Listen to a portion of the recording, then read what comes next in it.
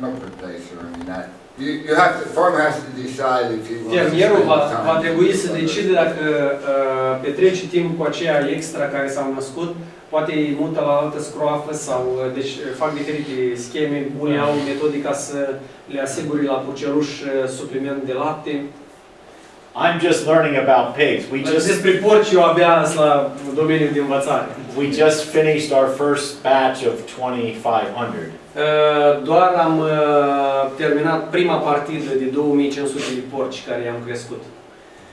And the next batch comes as soon as I get home. Când ajung acasă, primesc următorii 2500 care o să-i cresc. Statul îi cumpere cantitatea asta de...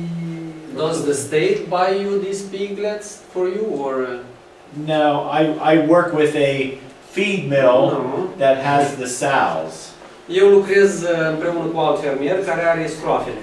And we make an agreement between me and the feed mill. Și am ajuns la o înțelegere cu fermierul respectiv, deci eu fac anumite servicii pentru el, el face anumite servicii pentru mine. Deci e între noi, între fermieri, deci nu are nimic de a face statul. Nu, dar carnea, nu, mă refer Cu realizare, cu Yeah, how you will sell the pigs, where you will sell the pigs. The feed mill, the man that has the feed mill and the sows, is responsible for taking the fat pigs. He has the market for the fat pigs. Eu am o înțelegere cu compania respectivă. În situația mea, deci noi aveam un contractul ăsta. Este o companie care au scroafe și ei de asemenea au o fabrică de produs hrană pentru animale. Și noi avem o înțelegere. Eu iau 2500 de porci, îi cresc și după asta îi dau înapoi, deși ei în schimb ne oferă alte servicii. Deci ne facem schimb între noi. Let's get back to calves. Da, hai să ne întoarcem la vaci. Okay, we have the colostrum fed. What's the rule for the colostrum? Deci îi hrănim cu coraslă. Ce regulă avem aici? 2 hours, at least 2 liters.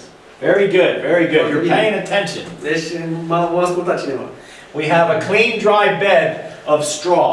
Este extrem de important ca locul unde ei cresc să fie un pat de paie foarte uscat. I have another rule for a clean bed. Aici am o altă regulă pentru cum să controlez dacă patul este uscat. I get down with my knees. Am un tester foarte scump. Mă așez în genunchi. Do you know the rule? Știți regula, nu? Da, I probably know. Tell the rule. Știți despre ce e vorba? Dacă genunchi s-o... Yeah, you need.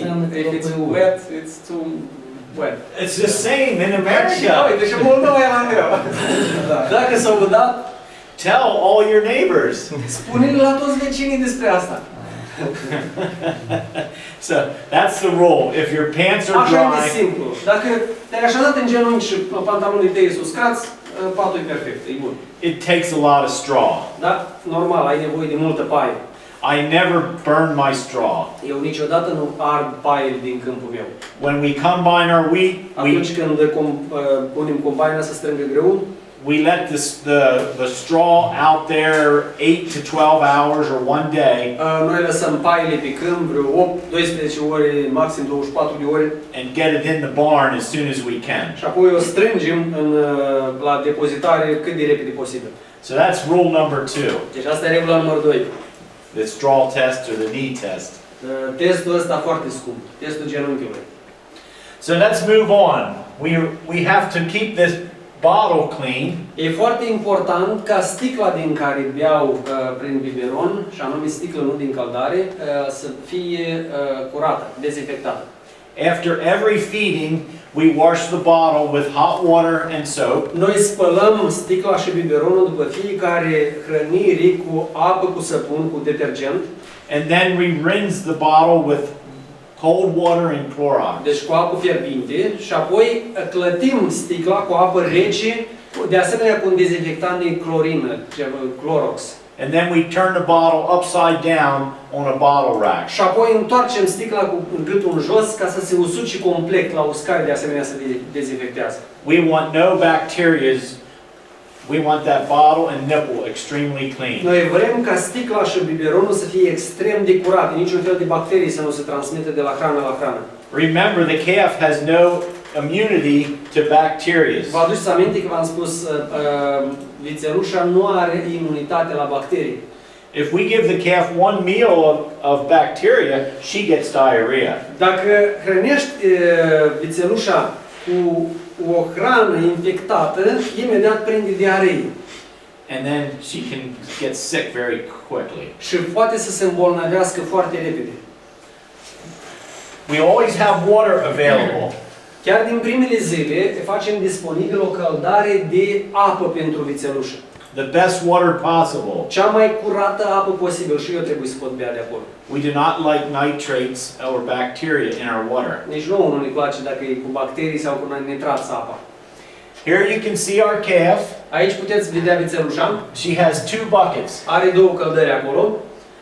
There is a distance of about 30 inches between the buckets. Îmi place să țin căldările astea la distanță una de alta, vreo 70-80 de centimetri. We keep the buckets apart so that the water stays clean. Este foarte important ca să nu ajungă mâncare, în timp ce mănâncă mâncare de acolo, să nu ajungă cu mâncarea în apă, deci apa să păstreze curată. We want to keep our feed extremely fresh. Pentru că de asemenea și mâncarea să rămână curată, deci să nu transporte apă de la una la alta. You like fresh cookies. Văd că vă plac dulciurile să fie uscate, proaspete. They didn't offer us cookies from yesterday. Nu ne-au deschis un pachet de ieri care au rămas și l-au pus aici. We want our feed to be fresh every day. Mâncarea la vițelușele mele este proaspătă în fiecare zi. We don't like to eat those leftover cookies from yesterday. Nimănui nu-i place mâncarea rămasă de nu știu cât timp și care deja începe poate și să miroasă. The water bucket is changed every day. Căldarea de apă este spălată și curată în fiecare zi.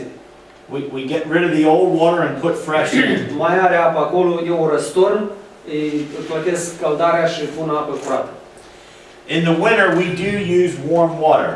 În iarna, când sunt foarte mici, folosim apă mai călduță. So let's move on and talk about the fresh air. Vreau să Da, în loc de apă, poate dați la viței. can you give instead of water whey? Instead of water. Whey is very, very good, but it still should have some Zărul este water. foarte bun, dar nu înlocuiește apa. El trebuie să aibă acces la apă. Still should have access to fresh water. Trebuie totdeauna să aibă, orice vită trebuie să aibă acces la apă curată. Știi, la primele zile când o fătat, atunci poate fi apa sau treci So from the first days actually you would provide water or how? About 5 or 7 days. La noi adăugăm apa cam la 5-7 zile, deci deja apa trebuie să fie He disponibilă. will talk about feeding. Da, despre hrană acum și încă ne oprim că vă aduceți aminte, era la urmă hrană. Și acum ne întoarcem la hrană mai în detaliu. At 1 week old, we always have fresh water there. La o săptămână toate vițelușile mele au apă disponibilă. Water is free in America. Apa e gratis.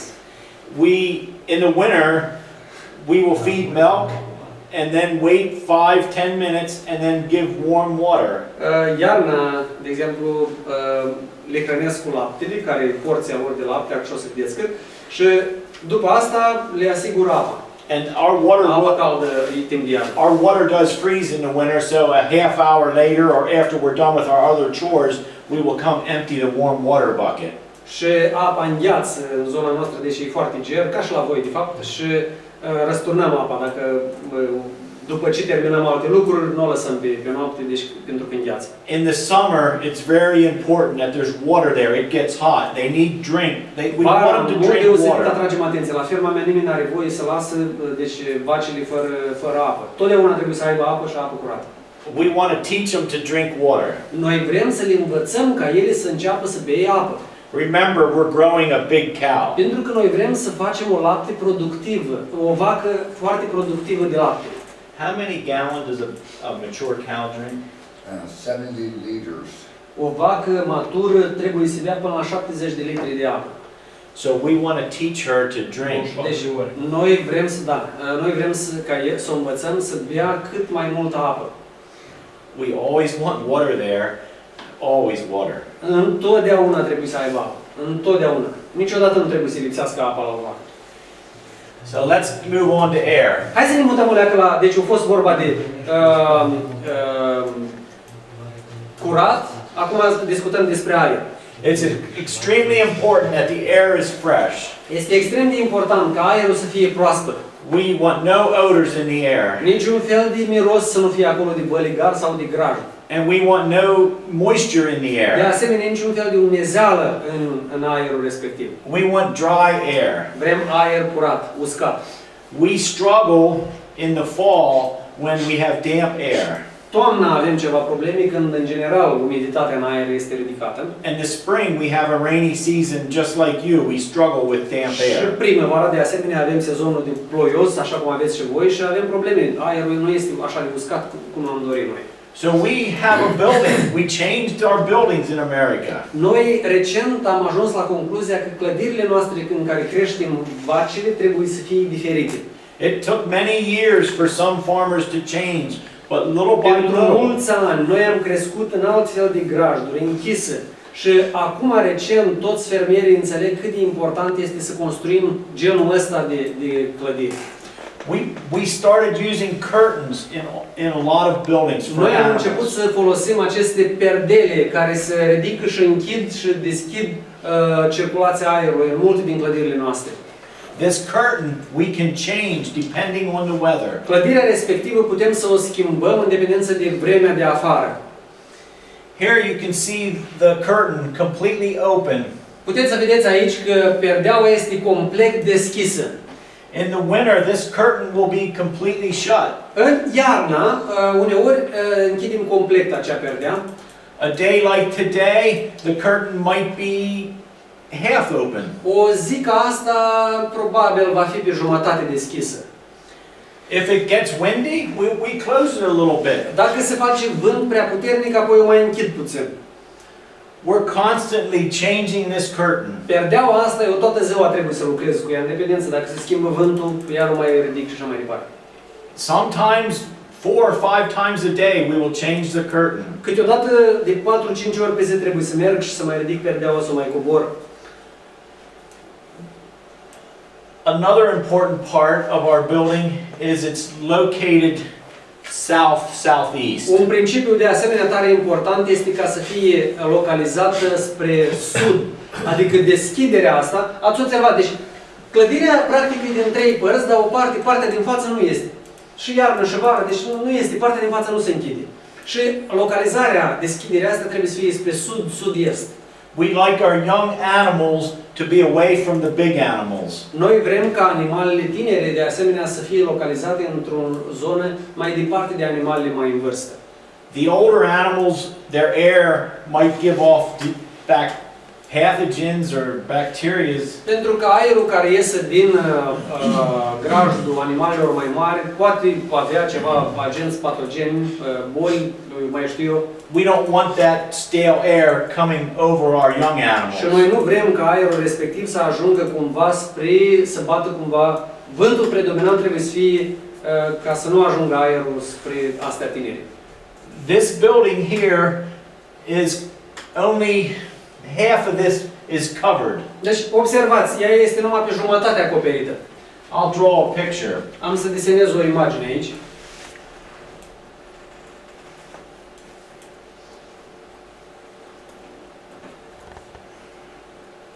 This is the wall. Aici este peretele de beton. The curtain from here to here. Perdeaua este de aici până aici. The roof stops, but it's no front. There's no front to the building. Ăsta e doar un par care sprijină, deci nu este perete în fața clădirii. The animals eat out here. Și animalele mănâncă undeva aici. She eats here. Ea mănâncă undeva de aici, de afară, deci pe alăturea We have a gardului. little step, a 3-inch step here. Avem un prag micuț de 3 inci, o leacă de treaptă pe care ele se urcă și acolo ajuns la mâncare. Explain why you do that. Why is that? We want Why you have the animals eating out front. De ce mănâncă animalele de afară, nu dinăuntru? we make them come outside to eat. We want them in the fresh air and Extrem de sunlight. important ca ele să mănânce aici afară, nu în graj. Să iasă afară. Noi vrem să le învățăm cu aerul de afară. But something else also happens out there. they're in good sunlight that we can observe and look at the animal when she's outside. Yes, but sometimes it's raining, it's snow. Yeah, Și mai este o chestie care e importantă. Da, nu aici le hrănesc. Nici într-un caz în sarai. I will talk about that. Acum și ajungem la hrană. Când ies afară, eu pot să-i văd la lumina soarelui, văd cât de sănătoasă, văd ochilor, văd nasul lor și văd sănătatea lor. My point was that when you go out to eat, most of their manure and urine is out there. Yeah. Often when Și you mai get este un that, detaliu important. keeps that. Când ele mănâncă, de obicei atunci își fac urina, băligarul și aici este zona unde se strânge cel mai ușor urina și băligarul. De asta ele stau pe un postament o lecuță mai ridicat. When your cow stands up, she goes to the bathroom. Pentru că când vaca se scoală din picioare, de obicei atunci ai vine să dea drumul tot din ea. Keep the bedroom separate from the bed. Și în felul ăsta, eu le fac să meargă spre mâncare aici. Și aici se păstrează uscat. Se păstrează mult mai uscat decât dacă ar fi hrana acolo. Then he can get on his knee back here. He don't want to get on his knee out here. Și eu acolo fac testul meu cu genunchiul, nu aici. Aici e băligar și urât și asta. Dar ele vin aici ca să mănânce, aici e și mai mult aer, se usucă mai ușor. Deci sunt o grămadă de plusuri. There's so many details, I forget why we do some of these things. Deci tare There's so multe many. detalii de ce anume noi am hotărât în felul ăsta, dar sunt detalii importante care țin vacile sănătoase și curate. So let me explain why we build the building like this. Clădirea, de ce anume e construită în felul ăsta? The air can come in and leave. Aerul poate să circule pe aici și să plece ducând tot mirosul. And we will talk about where the sun is. Și vreau să vorbim despre unde este soarele. In the winter, where is the sun? Unde este soarele iarna? It's lower. Este mult mai jos. Este mult mai jos. In the summer, it's higher. Vara este mult mai sus. In the summer, the sun's rays, Vara, razele soarelui, observați câtă umbră fac. my animals are in the shade. Animalele mele pot să se retragă aici la umbră, pentru că partea asta, înclinația este extrem de importantă. Oferă, leave it like that. In the winter, my sun is down lower, Iarna, uitați cum ajung razele soarelui, pentru că soarele coboară și unghiul este calculat exact după cât de înalt se ridică soarele și soarele ajunge până la capăt, până chiar peretele de beton îl încălzește. my animal is warm in the sun. Și animalele mele pot să se retragă aici și au pai uscate, e loc uscat, ele fac toată mizeria aici afară și ele stau la soare, dar în aer curat. If we go outside today, Dacă noi am merge afară astăzi, which side of the building do we want to stand on? unde am vrea să stăm? În care parte a clădirii? Where it's warmer. Unde e mai cald? In the sun. Unde bate soarele? Where is the sun? Yeah. Exact. Yeah. Exact. You're all listening. Văd că ascultați. Very good. Foarte bine. So that's why we have the building like this, because of De asta noi construim clădirea în felul ăsta. we want the sunlight year round. Noi vrem soarele să fie tot anul împrejur, să bată acolo unde stau animalele. My animal will choose where she wants to lay. Și animalul meu poate singur să hotărască unde vrea să stea, unde vrea să se odihnească.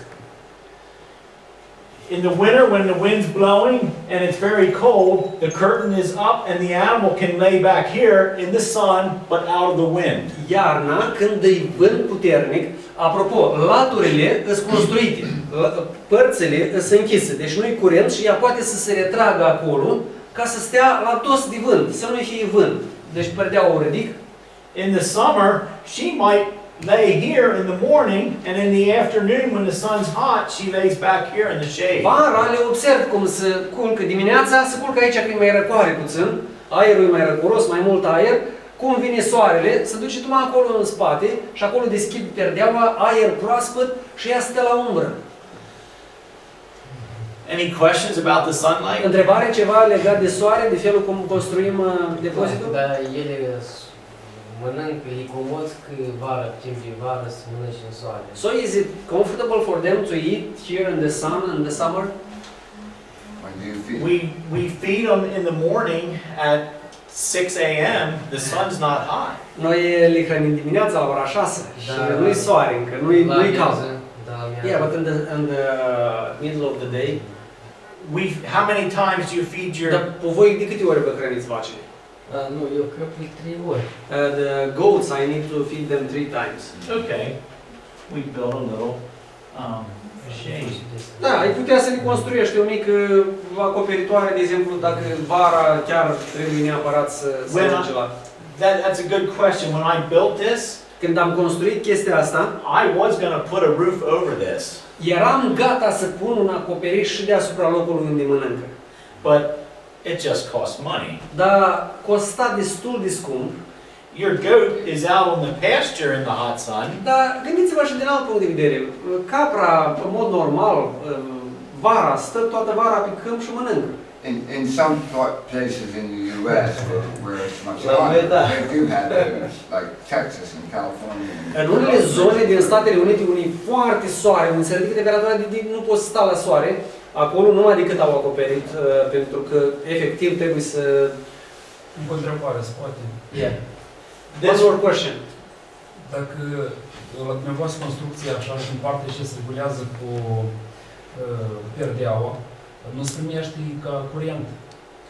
Now, other question that I have, if you are opening that curtain, isn't draft affecting them? Cum e primăvara, primele vânturi? Spring, for example, sau all these toamna, cold winds or in the autumn, it can be affected by the draft. We are adjusting that every day.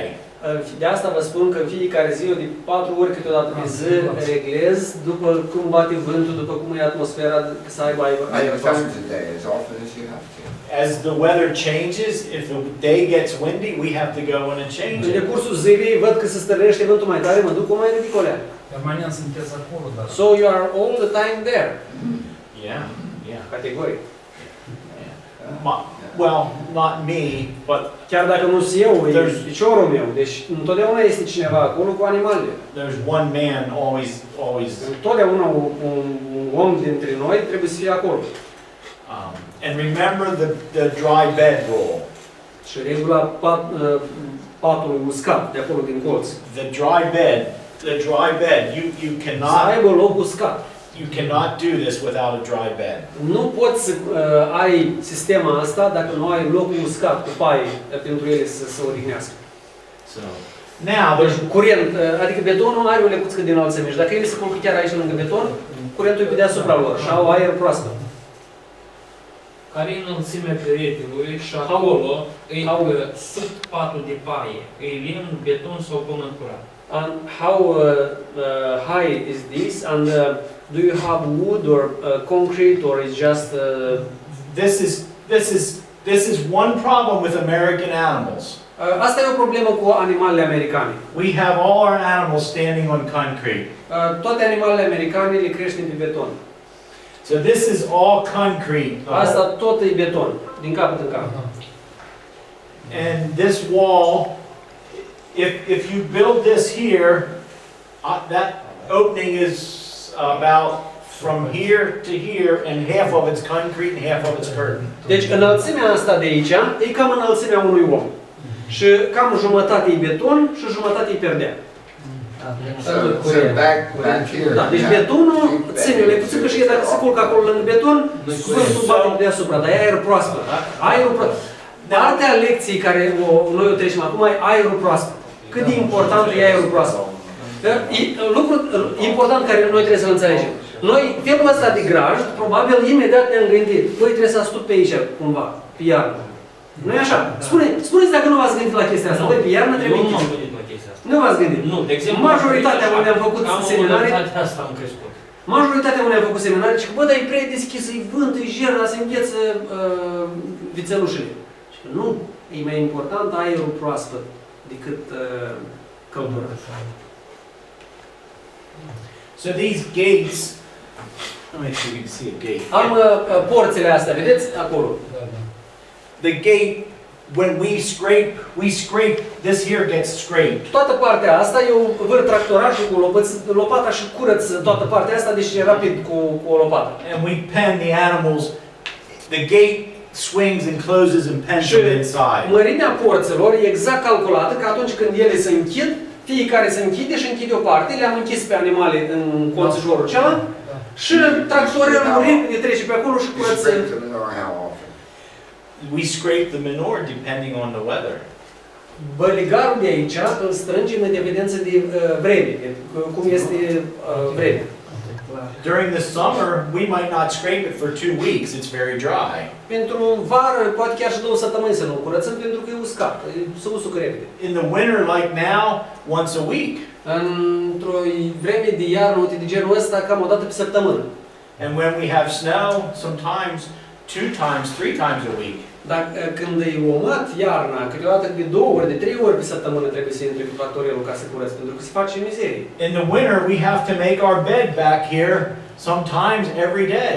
Iarna, câteodată, în fiecare zi trebuie să adăugăm paie aici, ca să păstreze patul curat. We keep putting Uscat. fresh straw. We keep putting fresh straw. Adăugăm strat de paie, strat de paie, strat de Adaugă paie. deasupra, nu Adaugă scoate. deasupra, adaugă deasupra. How often you will remove all that? 2 times a year. De 2 ori pe an scoatem de aici. El acolo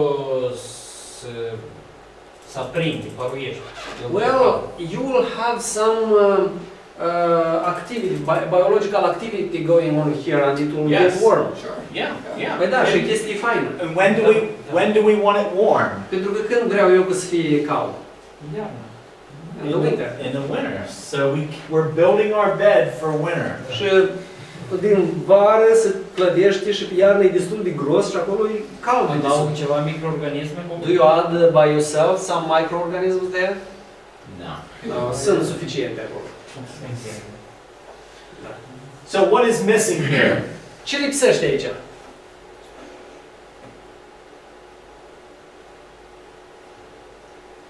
We have our place to feed the calves. Avem locul să hrănim vacile. We have our bed, our Avem fresh bed. patul, patul uscat, Da. where she is drinking the water. Very good. Foarte Very bun. good. Foarte bun. Give him another cookie. Să-i mai dați o prăjitură plus la amiază. Where do we want to put our water? Unde vrem să punem apa? Da, trebuie să ai distanță, dacă a spus înainte, trebuie să ai o distanță. Well, față probably de needs to be a bit mâncare. of distance from the food to be clean. Yes, very good. Da, exact. Deci noi vrem distanță de la mâncare ca să păstreze curată. Până ajunge acolo să curățe gura, să mestece din gură și să nu care. So the water cannot be here, that's Apa nu correct. are voie să fie aici. Apa nu trebuie să fie aici. Vasul de apă, pentru că au un fel de vas de apă. We want to keep our bed dry. Patul vrem să fie uscat, deci nu vrem să-l punem nici acolo. La mijloc. Somewhere in the middle. We want to open and close the gates so we can clean out. Dar vrem ca cu tractorul să putem trece și să curățăm ușor. Ah, da, tare. Yeah, that's important too. So we ended up putting the water bowl right Și here. noi am adăugat vasul de apă aici. You can barely see it. Se vede foarte slab, dar este aici undeva chiar la capătul grajdului. It's right here. E chiar lângă. When we poured the concrete, we did put a little bit of slope. Când am turnat betonul, partea asta grajdului e o leacă înclinat. A little bit of slope, not much. It O just, leacă mai înclinat, deci ca să nu se adune acolo umezeală. and we had a slope. We have 14 pens. We have 14 of these pens. We did put a little slope from one end to the other. Și de asemenea tot grajdul are o leacă de inclinații spre unul din capete. Depinde cum este teritoriul la voi, deci dar face o leacă de inclinații spre unul din capete. And then we had to put a pipe underground to collect it and take it to the manure pit. Și de asemenea avem o țeavă acolo îngropată, somewhere here or Down at the end. și avem o I'll țeavă show îngropată you. care lichidul curge și se duce spre groapa de gunoi. So what happens in the winter? Ce se întâmplă iarna? See the big pile of snow? Observați grămada mare de umăt de acolo? It's taller than me, the pile E of mai snow. înaltă decât mine acolo. This day, În ziua asta, we worked 2 hours to clean snow around our farm. 2 ore ne-au luat doar să curățăm umătul din împrejurul fermei noastre. And you can see we scraped the snow and we fed them Și am outside. împins omătul și le-am dat hrana, observați direct acolo, acolo lângă el, e betonat, special anume pentru ca să le dăm hrană. The curtain is completely shut. Perdeaua la momentul respectiv e complet închisă. You can see the shadow, the sun is shining. Puteți să vedeți umbra cât de lungă e, cum bate soarele de dimineață. Do you see all my healthy heifers? Puteți să vedeți toate vițelușele mele sănătoase? There's one problem with our system. Avem o problemă totuși cu sistemul asta. Remember my water bowl? Vă aduceți aminte apa unde v-am spus că este? It will freeze? Da, în gheață. So we do not have electric in this system. We do not Noi nu have. folosim electricitatea în sistemul asta. I could have bought electric water bowls and had electric underground. Aș fi putut să pun, sunt vase de asta cu încălzire electrică, deci care să le mențină temperatura peste temperatura de înghețare. But do you remember what I want about my water? What do I need about my water? Dar ce am spus eu despre apă că e important? To be fresh. Caldă. Caldă. Curată. And warm. The fresh water, the young calves up until 2 months, we give the warm water. Caldă e doar pentru cele până la 2 luni. Dar acelea primesc apă caldă. Astea nu mai primesc niciun fel de apă caldă. But being we need fresh water every day, it freezes. And Apa, dacă o vrem curată în fiecare zi și câteodată noaptea în viață. so we do have to use a hammer. About 6 weeks over the winter, we break the ice every day. 6 săptămâni din iarnă, ciocanul și dă la spart gheață în fiecare zi. But the sun does lay in here in the afternoon. It's not frozen. Dar soarele cum bate pe după amiază de obicei nu mai prinde gheață. There might be 2 or 3 times in the afternoon we have to break the ice. But being the Foarte sun, puține zile din an trebuie să spargem și seara gheața. but we do get snow just like you. Dar prindem o măt ca și voi, zăpadă. Observați cum bate soarele, până și corzele de sus sunt luminate de bătaia soarelui. Așa e socotit unghiul. So this roof is about 1/3 of the way. Deci cam o treime alcătuiește acoperișul. This is 24 feet here. Și aici am 8 metri.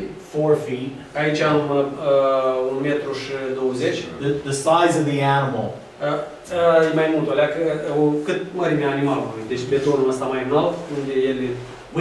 We can swing this gate and the animal is penned in with her head locked in this.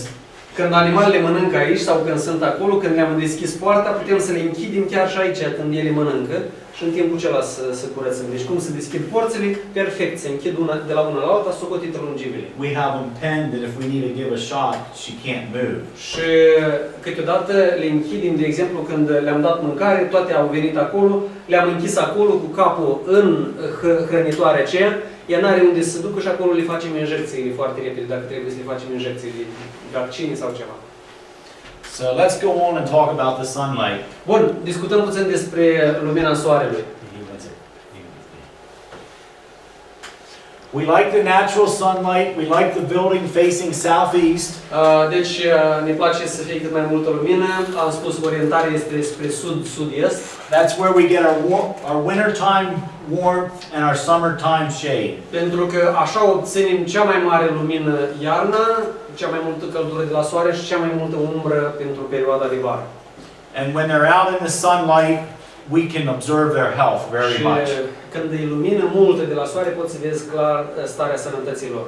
If an animal doesn't come up or get up and come out to eat, there's definitely something wrong. Dacă s-a ajuns că nu se scoală ca să vină să mănânce, cu siguranță ceva este greșit acolo. We're always looking at their eyes and noses. Întotdeauna urmăresc ochii și nasul.